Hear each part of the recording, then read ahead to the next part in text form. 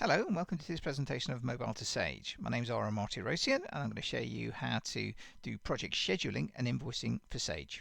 So let's just dive straight in. As you know, in Sage Accounts Professional you can set up projects and you can also set up resources. And what that allows you to do is book time and service invoices so that you can then do project profitability. Unfortunately, Sage doesn't give you a facility to schedule tasks against a particular project, and that's where Mobile2Sage comes in. So let's have a quick look. So here's the Mobile2Sage scheduling system, and it's a calendar-based system whereby you basically put activities onto a calendar, and those then get allocated to a particular resource for invoicing purposes and project time bases. So let's add a new project in, so a new task in. So I've been asked to meet Tom to discuss new IT project, and I'm going to do it today. I'm going to do it from 2 o'clock to 3 o'clock. And it's a category of meeting. And which project does it belong to? It's project 1, and these are the cost codes and categories that are coming in from Sage. So the Mobile2Sage syncs with Sage, and the resource who's doing it is me. That's it, and that's the new activity.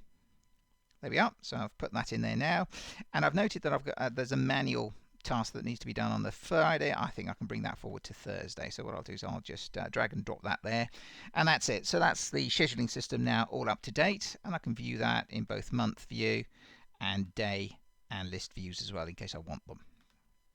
Now, so that shows me who's doing what, but it's a lot easier sometimes to look at that as a Gantt chart. So the system has also got the Gantt chart based on projects. So if I go and have a look at projects, I can see all the activities that are on a project by project basis.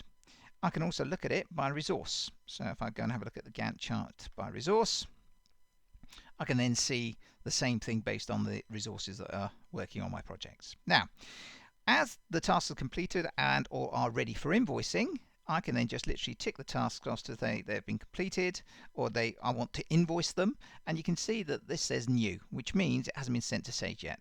For this exercise, I'm just going to cheat. I'm going to just tick all of them. So in effect, what I'm going to be doing is I'm going to be producing an invoice for a couple of weeks worth of work. And all I do is now literally press one button. And by pressing that one button, what it will do is it will go and create 2 types of imports in Sage 50 for me and send me an email to that effect. The first one is to do with the project transactions. And these, in effect, is the time I've spent on those projects. So that's all the activities that we saw on the Gantt chart with the resources and the hours and the rate. The second one is the invoice that will be sent to those customers for the work that's been done. So in this particular case, these are the projects that have been worked on. These are the resources in Sage that have done the work, Ara and Debbie. That was their cost rate, and these are the customers which have been tied to those particular projects. So if I now go into Sage 50 and go, for example, into project 1 and look at the activities, I can immediately see that these are the timesheets that have been entered from Mobile2Sage to test it, install it, write it, and meet Tom. And here's the invoice that was raised for that work. And that is a service invoice that's been automatically created as part of that import. So it does both sides of it, both the cost timesheet entries and the service invoice. And this can then be process as it is normally. So if I went into, for example, the invoice list and refresh that, I can then see all of my project invoices that have been raised accordingly. So dead simple.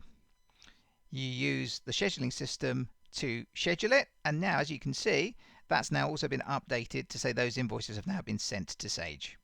And what invoice number is. So that was on invoice number 106, so that was on 1058 and so on. So it's very easy to track the timesheets that have been captured and the activities that have been set up in Mobile2Sage and link them back to the eventual Sage activity and or invoice. Thank you ever so much for your time, and I hope you found that presentation of Mobile2Sage Project Scheduling and Invoicing of interest. Please feel free to contact me or call me to discuss your requirements and to arrange a free trial. Thank you.